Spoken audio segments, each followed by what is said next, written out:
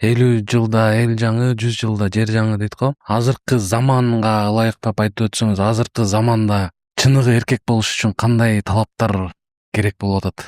Негизи шариятыбызды алганда эркек коомдун ичинде болсун, үй бүлөнүн ичинде болсун, эркектин жоопкерчилиги, эркектин эркектик орду Аллах Таала милдетин жүктөгөн. Эркектин эркек болуусун Аллах Таала талап кылган нерселер. Бул адам өзүнүн ыктыярындагы нерсе эмес, Аллах Таала тарабынан талап кылынган нерсе. Мына ошондуктан эркектин эркек болуусу Аллах Таала буну адамга ыктыяр бербеген, адамда каалоосу жок, тандоо мүмкүнчүлүгү жок болгон нерседе жаратылган нерсе болуп атпайбызбы? Ошондуктан эркектин жоопкерчилигин шариятыбызда эң алгач пайгамбарлардын жиберилиши өзү чоң бир белги. Аялдардан эч бир пайгамбар жиберилген эмес.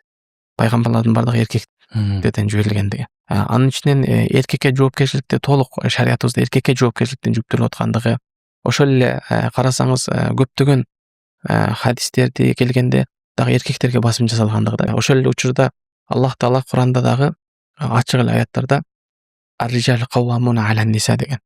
Эркектер аялдарга караганда жоопкерчиликтүүрөөк. Эркекте жоопкерчилик жогору дагы.